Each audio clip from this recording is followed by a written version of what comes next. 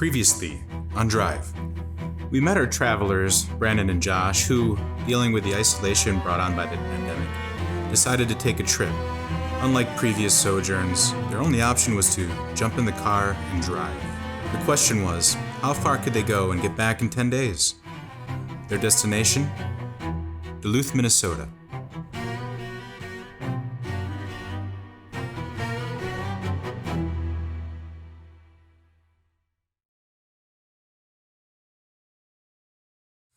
Unlike Iceland, this trip would be intentionally socially distant because the world was, obviously, still in the thick of a pandemic.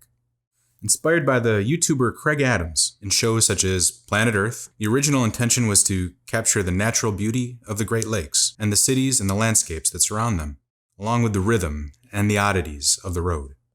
In planning the route, Brandon and Josh chose a mix of large cities and small, locations determined by the distances they needed to travel to get to Duluth and back in 10 days.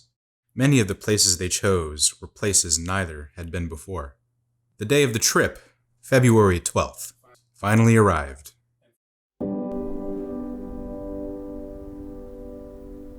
And for our two travelers, it was a long time coming.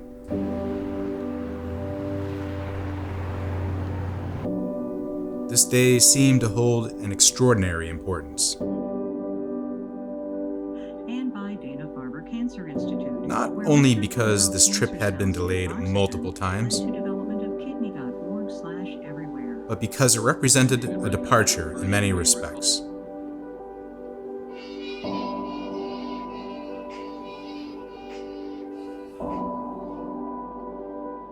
A departure from their everyday routines.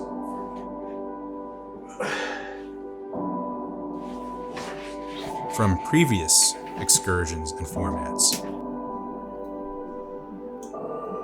Also from the trajectory of their expected life paths.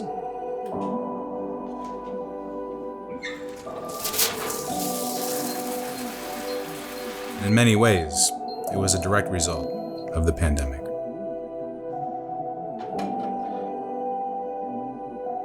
But before we begin this journey,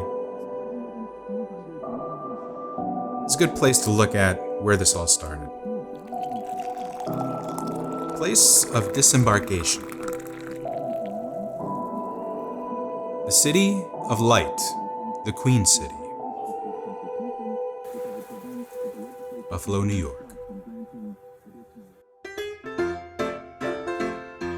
Buffalo's history is one of innovation and water. The early 1800s saw the completion of the Erie Canal, bringing trade and industry.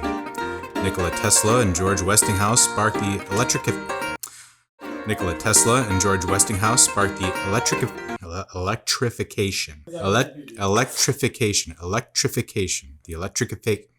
Fucking God.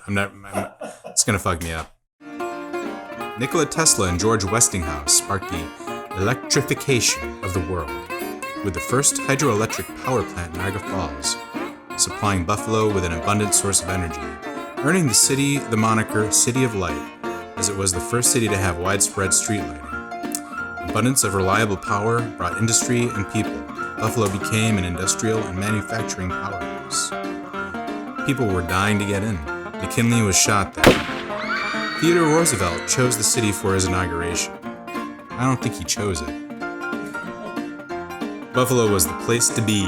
That is, until the opening of the St. Lawrence Seaway, poor governance, the decline of industrialization, and the inability of an NFL franchise to win one Super Bowl in 4 consecutive appearances. Like a wayward, last-second, game-winning field goal attempt, the good fortune Buffalo once enjoyed started to veer wide right. But like all Rust Belt, blue-collar communities, Buffalonians remained fiercely loyal and defensive of their city. Dallas is going down, Gary! Only Buffalo is going to win it! Dallas is going down! There's a pride that comes along with having to bust your ass for things others take for granted. Buffalo's got a spirit, talking proud, talking proud. Listen up, and you'll hear it talking proud, talking proud. The good life that we share with nice people who care. It's time to tell them all we're up and standing tall.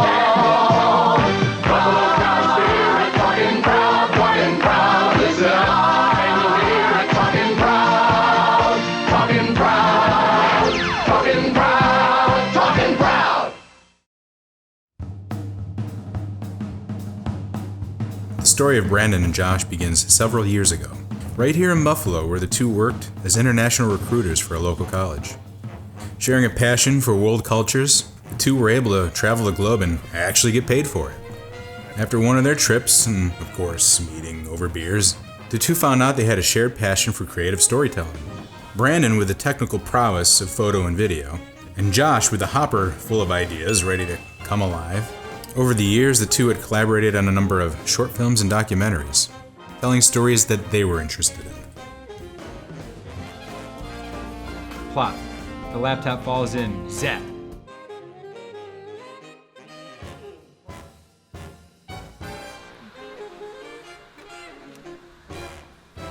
But when the pandemic hit and the quarantine took hold, they felt their creative juices stymied and projects put on hold.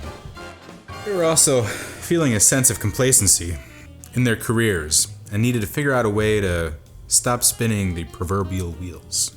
And that's where Drive comes in, a way for the two to reinvigorate their creative sides while connecting to their Rust Belt roots.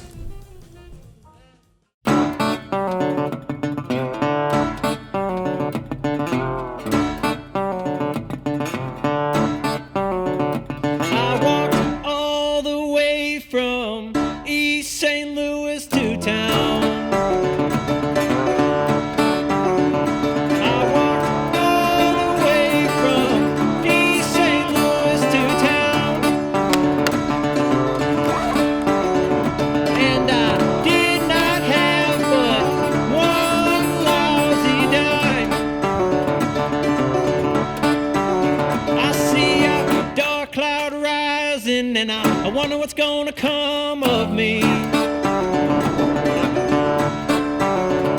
see a dark cloud rising, and I wonder what's gonna come of me. And now, when I die, won't you please remember me?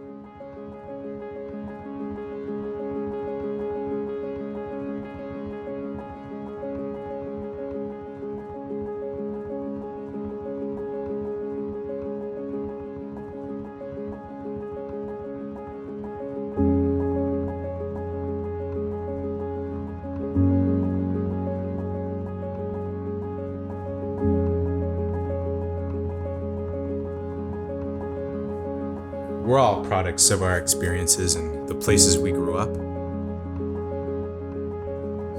Everyone has the desire to leave the nest and discover new and different things. But in the end, we yearn for the familiar. The people, the places we call home.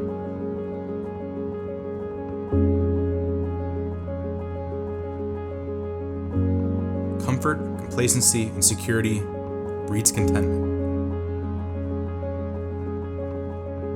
It leaves vacant the adventurous spirit. And in a way, we're all looking to test greener pastures. To redefine the American dream. What better place to start? What city is more American than Detroit?